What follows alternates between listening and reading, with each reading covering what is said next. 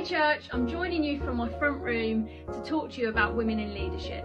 Historically, the church hasn't been great at releasing women into their God-given callings, unless they're called to missions or Sunday school. There's a whole load of reasons for this, too much to unpack right now, but there are theological reasons, political reasons, the patriarchy. But if we go back to the Bible, there are many accounts of fantastic, talented women leading throughout, and not just in the New Testament.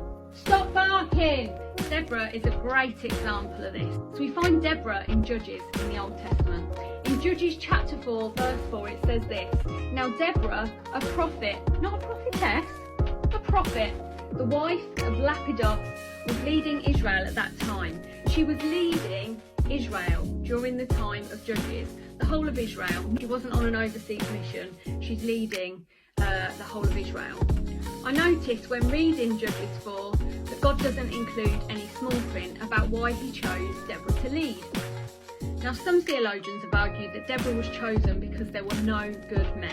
Now, the army alone that Deborah led was 10,000 men. And so if we think about all the men that didn't sign up to fight, we're thinking about a lot of men. If you can't find one man in 10,000 that's good enough to lead, you've got bigger problems. What I also noticed was that none of the Israelite men got up and left the service when Deborah started to preach. In fact, the male leaders around her are so confident in her calling that they refuse to head to the front lines without her presence. And listen to what she says. Certainly I'll go with you, said Deborah, but because of the course you're taking, the honour will not be yours, but the Lord will deliver your enemies into the hands of a woman. Why don't you read the story of Deborah in Judges for yourself? I think she is an incredible woman with a God-ordained task that she follows through.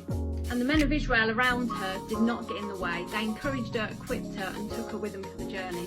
So maybe you're a woman listening today and you've noticed that you've let go of, stifled or quashed your God-given callings, the gifts, abilities and strength that God's placed in you to release into your churches and into your communities. So maybe today is the time you pick back up those gifts.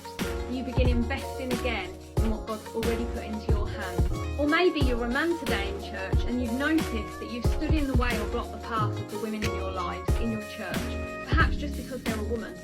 Maybe today it's time to repent. Did I say that?